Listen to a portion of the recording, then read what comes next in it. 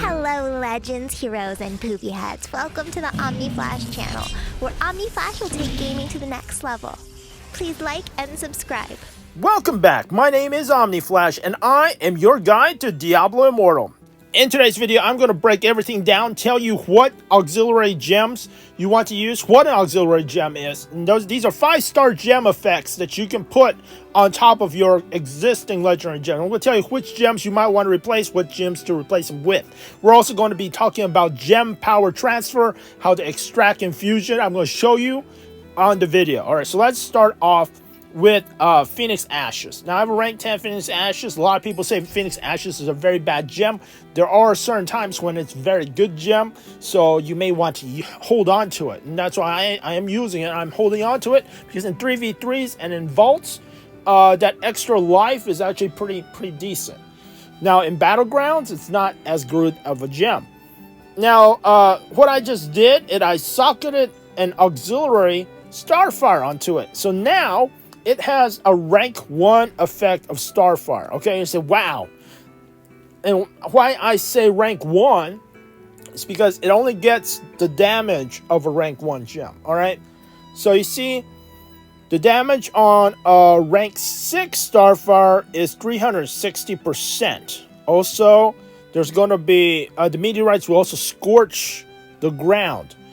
So it's a much more powerful effect. A rank 6, rank 10 Starfire has more damage, a lot more damage. However, the rank 1 effect, which it does give you, is a little bit of damage. It gives you like 200% attack. Plus, it also gives you that knockback. The knockback is very nice. It can be the start of a CC chain. Alright, now I'm going to tell you exactly which 5 stars you might want to put auxiliary gems on. For example, Concentrated Will. Concentrated Will only procs when you have a dash. If your current class doesn't use dashes, this is like not having a gem on you at all. So if you're not using any dashes in your current build, 100% put an auxiliary gem on top of your Concentrated Will. Echoing Shade. Echoing Shades are relatively only good in PvE. I like it when I'm outside farming. When you're just outside farming, they're pretty nice. They go and they grab monsters, they kill monsters, pretty nice. However, if you're doing anything with a boss, they melt. Also, if you're doing anything with PvP, they also melt. Next up, we have Zwensons. If you have a Zwensons leveled up on you probably want to put an auxiliary gem on. Zwensons is just pretty much known as the worst legendary gem you can have. We call it gem fodder. But you can sock an auxiliary gem on top of it and actually make it pretty good. Lastly, we have the Chip of Stone Flesh. Now, this only triggers when you use total loss of control. And that's like a complete loss of control, like a stun. Immobilize usually doesn't even affect this. Now, if you have Immobilize from Jolt, it does proc Chip of Stone Flesh. However, so mostly, like if you are a Demon Hunter and you have a Chip of Stone Flesh, you probably want to socket an auxiliary gem on it. The gems that you would socket would be Spiteful Blood. Spiteful Blood has a rank 1 effect where every 20 seconds and you drop below 50% HP, you will be immune to primary attacks, making Spiteful Blood perhaps the number 1 or number 2 auxiliary gem that you have to use as an inlay at this moment. There are also, which I would also recommend, is Starfire. A minute ago, like I told you, Starfire is super nice because it gives you that extra knockback. And the damage, 200% damage, isn't 500% damage. However, it is still damage, and it's good for farming, and it is extremely good for PvP. Starfire.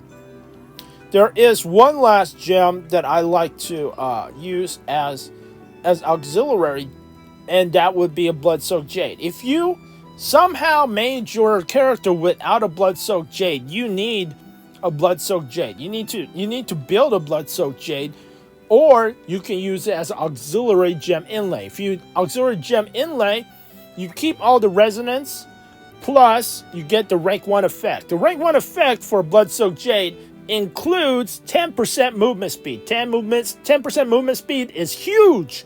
Now let's talk about gem transfer. Okay, so the situations when you would use gem transfer is, for example, you have a 4 out of 5 star or you have a 5 out of 5 star that's been leveled up, and you really don't want to use that gem anymore. So what you can do is you can actually just extract the power. So you can extract the power and the gem will lie dormant. And you can actually infuse that power back into it, and it will become active again. Or you can actually transfer. So you can actually transfer the gem power from one gem to another. For example, right now I'm going to try to transfer the gem power from a 5-star Chipstone Flesh over to Blessing of the Worthy, just to show you how this transfer works. And after you transfer, the Blessing of the Worthy will become active, and the Chipstone Flesh will actually become dormant. Now, what you can do with dormant gems you can actually use as an auxiliary gem. But what this really does is, for a lot of players, they have subpar 5-star legendary gems, like a Blessing of Worthy. And they might be a Demon Hunter, alright? So Blessing of Worthy just doesn't work with Demon Hunters very well. Many times I recommend that they change it to like a Mother's Lament or a Pain Class or a Berserker's Eye.